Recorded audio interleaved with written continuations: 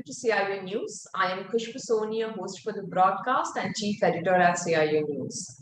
This is our exclusive interview series on the topic of cybersecurity in the rapidly changing times, powered by Fortinet. It is a recorded session and will be available on our website, which is cionews.co.in, and our CIO News LinkedIn handle. It gives me an immense pleasure in introducing our guest for today. He's Mr. Atanu Pramanic, the Joint President and Chief Information Officer at Hindalco.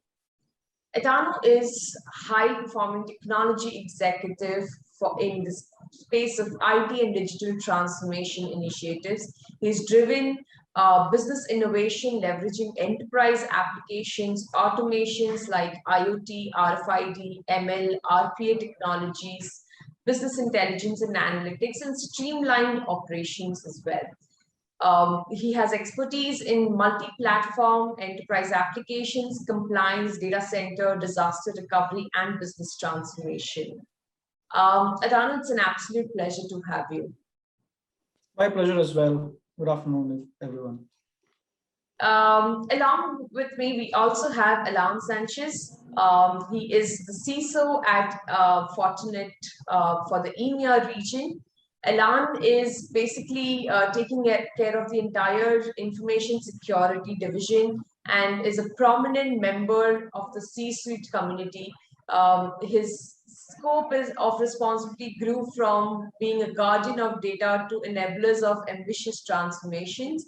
He has rich experience in multi-cloud, OT, artificial intelligence, 5G collaboration, and has changed the way individuals and organizations live, learn, and decide overall. So Alain, it's a pleasure to have you. It's a really pleasure to be with you this afternoon. Great. So to begin with, my first question, Atanu, is we've all heard of the brand Hindalco, the Aditya Birla Group company, but it would be great to hear from you if you can talk a little bit about Hindalco and share some insights with us. Absolutely, Khushbu. So Hindalco is one of the premier non-ferrous metal and mining company originally from India, and currently we have expanded outside of India as well in US and Europe, but primarily we represent the Indian part of the company right now. And we do manufacture basically aluminum and its products as well as copper. And we also deal with the basic mining, the core raw materials from mining from coal and bauxite perspective, right? So it is basically a metals and mining company in aluminum and copper. Right, great. Atanu, my next question is, around this whole unprecedented challenges that we've been facing, how pandemic has affected the way you think about reassessing your entire security strategy? Yeah, I think. Oh, sorry. Go ahead. I'm sorry. Was it Alain? Sorry, I'm sorry. Sorry, if you can start, Jana, and then maybe Alain, you can also share your insights on this one. No, I think we found a dilemma that already existed before the pandemic. We saw it amplify. And the dilemma has always been between connect, which is enable business continuity, and protect, which is in a changing environment where the threat has never been so innovative. We are in a position to create the conditions for digital innovation. And what really struck me is how well this community of cybersecurity officers has coped with this dilemma. Because it was not only maintaining business, this was about creating the condition for sterling innovation that took place in the last 18 months. So the dilemma existed, the threat is everywhere, just four big threats arrived during this period, right? We can talk about them later, but dark side, Hafnium, Sunburst, Cassia, all these arrived at the same time. And this did not stop the rise of all the trends that have allowed the digital transformation to arrive. OT, certainly in our case this morning, has been rising a lot. Many new objects have come to increase the performance of industrial processes and the security of physical, chemical, real security. And all that has created the condition for that profession to be at the same time very exposed, but rising its scope and directions. And these are the big engines that I saw driving us forwards in the last 18 months. True, very true. Atanu, with your experience, would love to hear what are your thoughts on reassessing the entire security strategy as well. Right, and as Alain has mentioned, primarily what has changed during the pandemic is mostly for manufacturing industry is working from a remote location or working from home for that matter was unthinkable in a manufacturing industry in the earlier context, right? Now, pandemic gave us an opportunity to kind of differentiate or kind of categorize that who all are only required mandatorily to run my operations 24/7, and others, even though they have been historically sitting in my office premises, given the situation, can they work from quote unquote anywhere else, right? And that basically has changed the premise of the security landscape from managing my perimeter to managing my endpoints and applications. And that's the biggest shift that I think even the overall industry is going through, that I no more will be satisfied in managing my data center, right? Most of us are moving to cloud, private cloud, co-locations, anything and everything is happening. People are connecting from home, from tablets, from mobile phones and everything, right? There's no more a safe situation for us. Even understanding Alain's point that even the other side, the dark side of it has become more innovative. We, at least from this side, we have to be even much more innovative and on our toes to kind of refrain or restrain those situations, right? Correct. So that's what is the situation now. I would say we have been moving very consciously and I would say at a pace which moves us from a perimeter security to an endpoint and application security. Correct. Very true. In fact, like you said, it's been one of the challenges and the most primary thing every organization has been looking at. So wanted to understand, Atanu, what best practices did you follow to, create a secured work from home environment at Hindalco? Right. So as all of us know, and Alain will definitely suggest and certify that in the security framework, cyber security or information security, whatever you call, there are simple steps of that you detect, monitor, prevent, and remediate.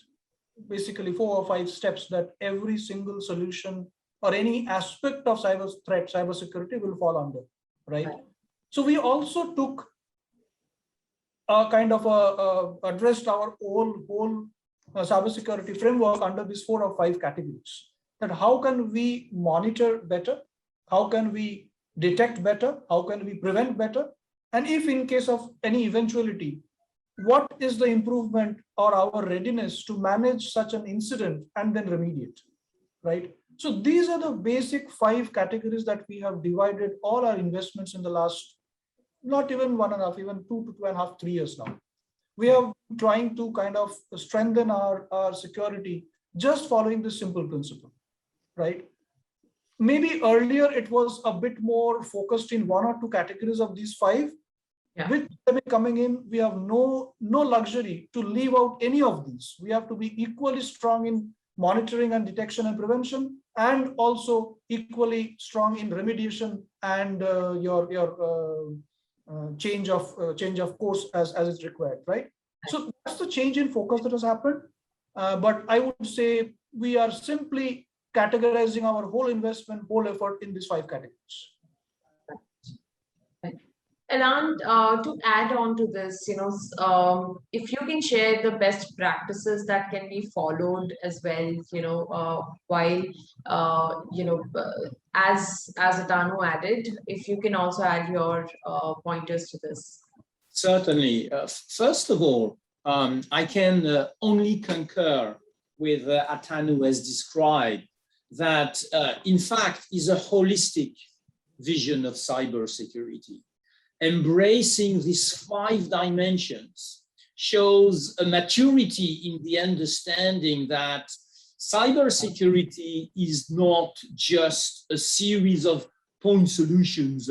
I want to go and have antivirus, and then I want to select an authentication, and then perhaps I'll put a sandbox and I do firewalling. No, what Atanu has described is really this ability to embrace the risk and the remediation to the risk, and the necessity to put this entire ecosystem of cybersecurity at the service of the company chain of value.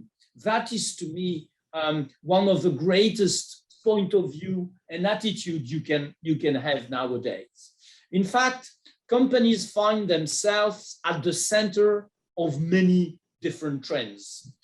We have the remote access trend that, frankly, in its order of magnitude and certainty, has taken everyone by surprise, and particularly in manufacturing. We thought this would be impossible. Then we have the rise of the edges of the network. And this is coming from a series of technology leaps that are happening. Networks are becoming faster in bandwidth, but also in low latency, which makes the possibility to create a new ecosystem of applications, taking decisions as close as possible to the center of manufacturing, without necessarily having to come back to a more centralized information system. But at the same time, we take advantage of that in manufacturing. We have a bigger attack surface, hence the importance of instant automated remediation, which is one of the five dimensions that Atanu described earlier. So rise of the edge, remote access, and a large variety of new things that have increased and that fall on the shoulders of people in charge of the network and cybersecurity. First of all, it has never been so important to report for a better understanding, for a better communication throughout the enterprise, but also for regulation purposes. Right. We found ourselves a little bit by accident, but also a little bit because we own that data. We got this visibility of what's happening. We found ourselves at the center of the legal reporting and compliance, and that's a new dimension in the cyber security. And it's never been so important to educate our people, not only our SOC or our NOC people, but across the entire company, because education is at the center of cyber security culture. And the moment everyone understands what is at stake, you are in a far better position as an executive to deploy new authentication systems, new practices, new segmentation, new ways to go about creating this value. So it's an ecosystem of trends, the edge, the legal reporting, the diversity of the endpoint, and the rise of the threat that has made us more mature, more able to embrace this holistic vision that Atanu has mentioned just earlier. Absolutely, absolutely. And Khushbu, if you allow me, Yeah. just take 2 points to add to Alain's Sure. is definitely, I mean, in addition to the pure play security frameworks and tools and platforms, now what is very much integrated is what Alain was trying to say is the segmentation, right? And the connectivity. And on that connectivity, also we are kind of, I mean, I would say the whole of industry is thinking of introducing what should I connect and to where. Earlier, it was a monolithic everyone to everyone, right? So part of the security is also that how will you kind of categorize that what needs to be available, I would say openly to everyone within the organization, outside the organization. If something is not required, even at the edge, I am segregating my network and even introducing something like private LTE, Correct. right? So I'm cutting the link at the bud, basically, right? If a data need not travel outside my location, I am using an edge. I better microsegment that location, or I use private LTE, right? So these are the things that are also coming up in addition to the pure play security platforms. Absolutely right. If I may add something to that, Khushbu, this is very important, what Atanu just said about segmentation. Right. And we will see tomorrow an even next generation of segmentation that is dynamic.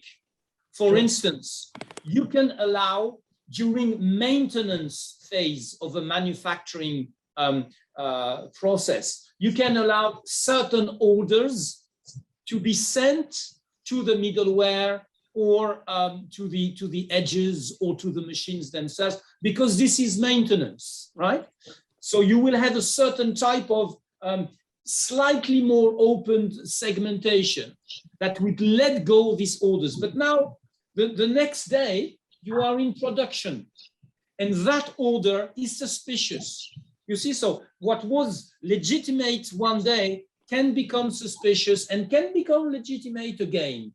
And that is calling for a dynamic segmentation. And how do you achieve that? There is no one size fits all, right? Like we could have said 5 years ago, okay, marketing has got access to the marketing database, but not to the financial database. So I segment by department. But maybe tomorrow, it would be extremely interesting for marketing to have access to some parts of the financial database to better shape the services, look at how much this pricing would work with that segment of client. And how do you do that? Because a marketing company is different from a manufacturing company. You can't have one rule of segmentation that fits all. So we have algorithms that learn what normal is. They would use machine learning technologies to say, okay, these days, Mr. Atanu has usually does that, right? And he connects to this set of application, he opens a mail server, he reorder the response, etc., etc. But generally, he does it from this place with that IP range coming from this MAC address and towards this range of MAC addresses. Right. And that would be learned by the machine. So even if someone steals Atanu's credentials and tries to do something that was legitimate at this time, the machine learning algorithm would say, that is not the way it is normally done in that particular company. And that gap between a baseline machine learned behavioral and the actual is an incident that can be treated in many ways. Send a message, resegment, kill the traffic, send a little bit of warnings to some people to double check, send it to the sandbox to execute the code and see if it's harmful or legitimate, you see? And that is the segmentation of tomorrow. Dynamic, automated, and propelled by artificial intelligence. Absolutely, absolutely. Great, wonderful insights, Alain and Tanu. My next question is, while organizations are rapidly now moving to digital, and if you can share best practices to manage security for digital transactions and cloud data. So, maybe Atanu, you can answer that, and then Alain, you can add to it. Absolutely, Khushbu. So, yeah, I mean, it is a digital era, right? And the core of the digital is connected assets and the data that gets generated and what insights that we can extract out of those generated data. I think this is a simplest definition of digitalization, right? Right. We can have many ways to kind of do this, but ultimately the business value is whatever data that gets generated, what is the insight and actionable insights, I would say, actionable insights that you can create, which helps the business valuation to go up, right? So in terms of doing that, again, obviously for a manufacturing industry, the OT side of it will come into the play, right? What we understand, the industry is going towards a situation of there can be no more air gapping, right? I'm sure Alain will agree with me that earlier, 10, 15 years back, even since about, let's say, 4, 5 years back, air gapping was the main principle that IT and OT were getting segregated, right? Now, in the principle of digitalization and getting more and more assets connected to pull the data, air gapping is no more only principle that can be applicable to IT and OT, right? People want seamless integration of data that should flow from IT to OT and vice versa, right? There are multiple ways that we are now discussing, thinking, brainstorming, pulling in kind of expertise from companies that Alain represents and all those, right? So it could be that we can introduce a single way traffic when we are pulling data from IT to OT or OT to IT. It is not the same pipe. You can have different pipes to have one-way traffic. That's one of the options that we're thinking about. The other option that we're thinking about, as I just mentioned, that if some data doesn't need to move out of my OT network, I will create a secured private network just to pull the data from my OT systems into a central edge, which doesn't require to move out of my operating floor, right? I will move a summary of the data to a central platform for analytics and management reporting and so on and so forth, right? It is again, our conscious effort is not to only look at the technology platform, but look at the use cases and look at the possible ideas to resolve those issues. Technology will obviously enable that idea. Technology will always enable that use case. That is the way that we are looking at it. Excellent. Alain, your thoughts on this? Well, first of all, Atanu has got it completely right here. The value is from the data. This is how we will make our processes more efficient, faster, and more secure. Now, the problem we have is any single little device, and I have in this room something that can make this camera zoom or zoom out. I have another one that works with that. This one is infrared, this one is in Bluetooth, and my phones are connected to Wi-Fi. So, and every single of these little, very useful, by the way, devices that create tons of data. So where do you start? The recommendation is to start by a healthy dialogue with the operations so that the cybersecurity officers understand where the value is generated, what really makes sense. Because maybe these things will send 1 meg, and in this 1 meg, I need 3 kilobytes to get my process better. So I take a risk if I send all the megs and to some place where they can be hacked, they can be taken away from me, People can see the protocol between this device and my middleware that commands the process. So the first thing is to be very specific and check where is the value coming from. And this takes our people out of their silo of IT and cybersecurity to open them to the reality of the company. And then they can become partners because they can come up with ideas on how I would take best use of these different components of the data.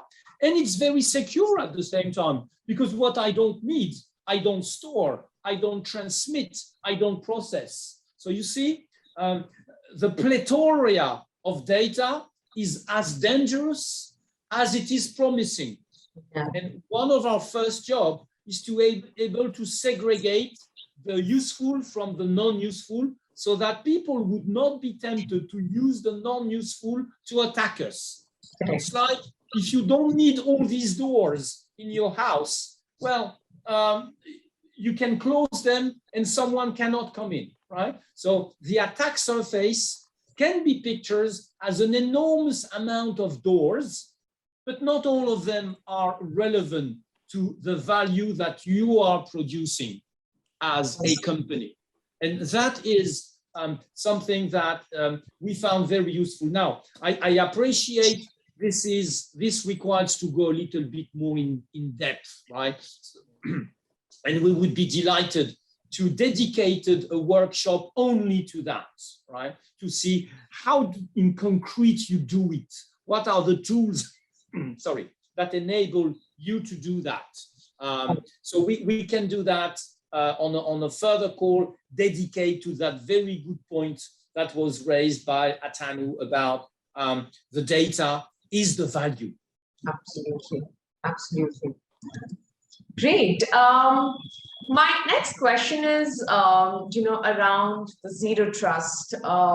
Zero trust is emerging and is the new cybersecurity paradigm. So I wanted to understand, if you can throw some light at Atanu and followed by Alain on why is cybersecurity emerging with zero trust as the new trend. So, Khushbu, do I know you? I don't know you. I get that. So, I think zero trust starts with this principle, right? With any and every asset, every traffic, any data point, when it tries to hit my network, my architecture, my data center, zero trust starts with authenticating every single one of them, right? Every endpoint, every traffic, every application, every access, everything needs to be authorized, right? So obviously, I'm not getting into the tools right away, and that's what I think the world is going towards, right? So whenever you are coming through a trusted network, trusted IP, or trusted endpoint, you will be authorized after some checks. And if you are unfortunately trying to do something fishy, something malicious, hopefully these tools and technologies and platforms will not authorize to enter my trusted network, right? And that's the simple definition of principle in terms of trusted network. We can have multiple ways in terms of when I am within my own closed network to have the trusted network, trusted connection authorization. When I'm doing it from outside on the cloud, it can have a different way of authorizing that. When I'm coming through my VPN, it can have different ways of authorization. It can depend on the nature of the connection. It can depend on the asset that I'm coming from. It can depend on the application that I'm trying to connect. So trusted network can be across anything to anything, many to many, all to all. I think that's what I will say in terms of the principle of trusted network. Love to hear. It's exactly that. It's a beautiful concept. Perhaps in a terrible world, because you can say everything that happens on this planet is based on trust. You need to have trust in your employees, trust in your customers and in your partners. But what it does mean in real is that every time someone, something, some process, some code is asking to use the network, that request is re-evaluated. It is not, I have given you like a 0 or 1 authorization or key to open all the doors of the building. Right. And you have, because you have a certain work to do, let's say in the network operating center, you have your badge authorize you to enter the building and to enter to the network operation center. Now, that goes a little further than that, because you never go to the network operating center at 2 o'clock in the morning, first thing. Or if you do that, one of the things you don't do with your credentials is to open every single folder, every single file that your credential authorizes you, and look into the executable and change the nature of the executable. So it really depends on a series of factors that, again, are dependent on your own company. Maybe someone that does trading with a time zone that is at the other end of the world is okay to access to his computer at 2 o'clock in the morning, but maybe not. And if he or she has never done it before, there is an extra authentication that is necessary. And if the conditions are not met, well, the session is not authorized, even if initiated with what were initially very legitimate credentials, right? If we want to draw another parallel, it's like if someone steals the keys of your car, the car may start, but the speed to which it is driven, the itinerary, the way it is parked, the time, that's not daddy. You know, he would never drive like, he has never driven like that. So it is suspicious by behavioral, not just by a condition that is a Boolean logic. You know, Boolean logic is if, and, or, then, and exceptions, then this is what you authorize. Zero trust goes farther than that, because the weight of every of these elementary conditions that authorize the access to the network, the weight is re-evaluated, re-weighted by the system, knowing if the transaction has an impact, is unusual, have been seen maybe at the other end of the world 5 seconds before as being malicious. And you appreciate that a cyber analyst brain cannot integrate as many parameters, factors in such a limited number of time. Right. So zero trust needs to be helped by artificial intelligence and provides a very granular authorization process that really enables us to cope with all these number of devices that want to access to this video stream as we speak, and make it irrelevant at this time. Wonderful insights. Awesome. This brings me to the last question for both of you is, any advices or best practices that you would want to share with the other CISOs and CIOs in the industry, your peers, if any do's and don'ts that you would like to add up? I will take the first try on this question. Sure. My advice would be very simple, that go with the principles, right? In terms of the requirements of overarching cybersecurity in today's world, and more so under this pandemic situation, where almost 90% of transactions or interactions, more and more to say, are happening digitally, right? It is the best way to stick to your basic principles, as we started the discussions with, right? What do you do in a security framework? You do those 5 steps in whatever you do, whichever technology. Those 5 steps are the must, right? So if you stick yourself to those 5 steps, you are very seldom will be at the receiving end, right? Obviously, the new thought processes are coming in terms of moving from perimeter security to endpoint security or application security. Thought processes are moving to zero trust network, right? So those are the thought processes. But even then, you can always go back and rely upon the same 5 steps principle. Anything and everything around security. Today, the security has multiple spheres, right?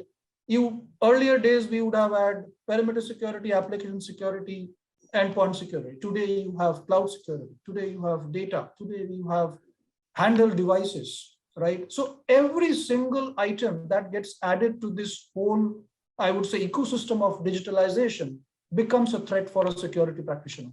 True. Right? So you just keep it simple, go by those 5 principles. That's it. And everything will fall in place within that. Wonderful. Absolutely agree with that notion, right? Don't rush. Your roadmap is depending on your ability to create value, and look into this as the guiding principle.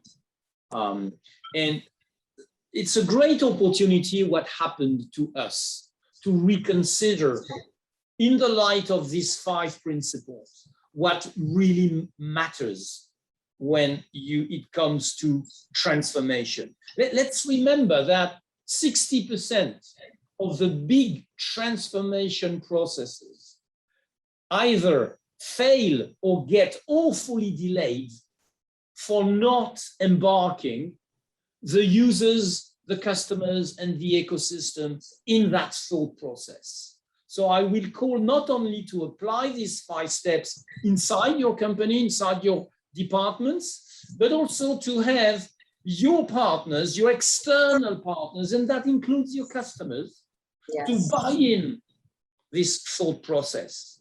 Because we are in a hyper-connected world.